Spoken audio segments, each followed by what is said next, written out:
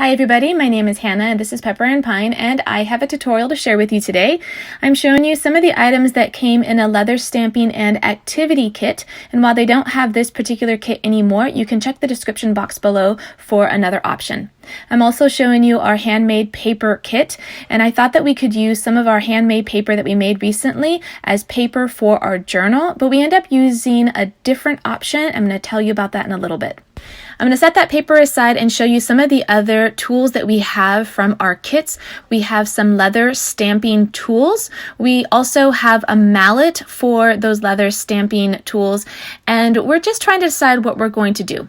In the meantime, I have my Fabriano 140-pound hot press watercolor paper, and we're actually going to use this instead for our journal. Now it's nice and smooth, which is going to make it really easy to write on. First, I want to measure our journal so that I know the dimensions to cut our watercolor paper, and it was super easy. I just needed to cut it in half.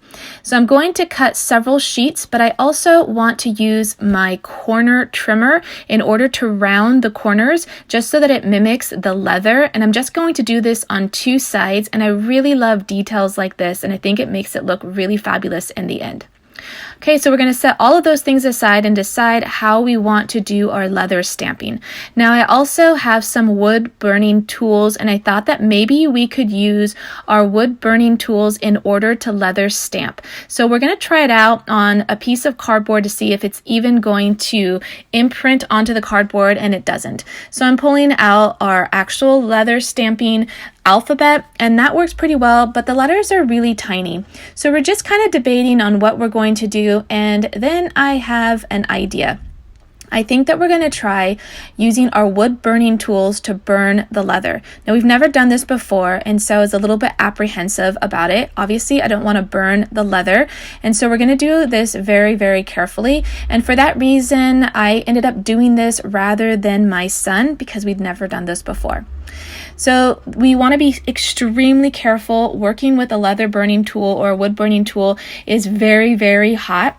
And you can see that immediately it leaves that mark and it smells like burnt hair. So do be very careful. It only takes like a fraction of a second to burn into the leather.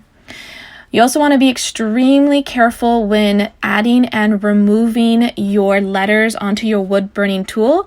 I'm doing that with my pliers, and I'm also checking to see how hot the tool is before I actually do it onto the leather. Now, you don't have to wait till it's completely warmed up since we are burning on leather rather than on wood, but I do have that little block of wood there just to test it out. And in this case, I didn't press it down well enough, and I'm going to try to fix it.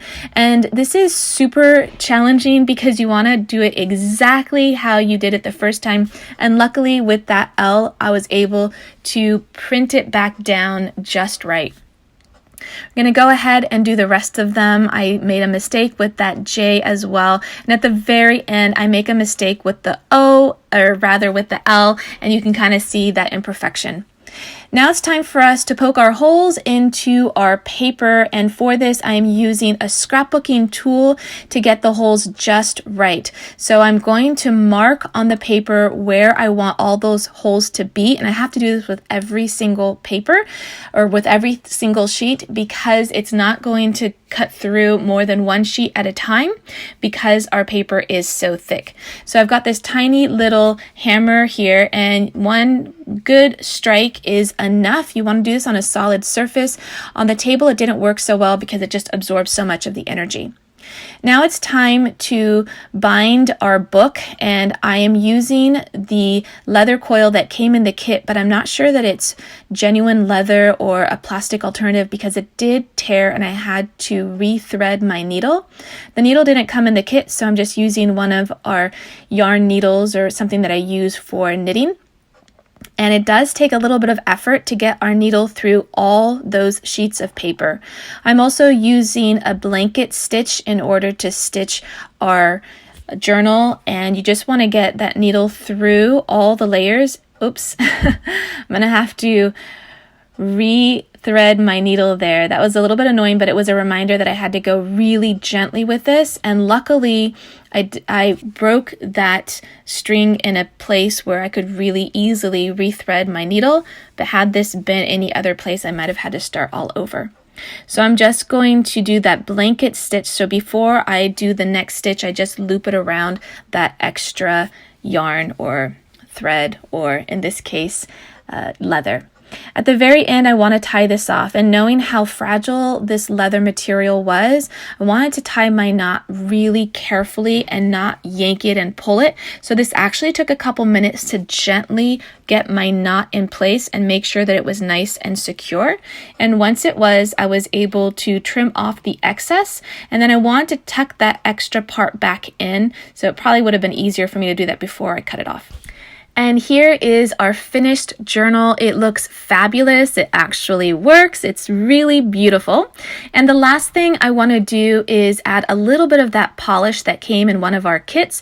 And I'm just going to do it across the front and the back. The back side had a little bit of discoloration, probably because we've had this for so many years, but the front cover looks fabulous.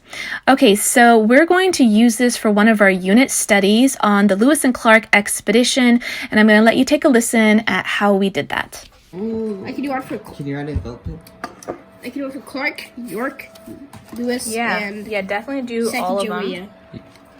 Hot Stop Rain Hat. Where's Fort Mandan? It's in there somewhere. We used the History Channel's Lewis and Clark card game as inspiration for how we filled this journal. My son used his color pencils and it looks fabulous. If you want to see some of the other projects we did with our Lewis and Clark expedition, you can tap on the screen right now. And if you want to see what our homeschool looks like on a daily basis, you can find me on Instagram at Pepper and Pine.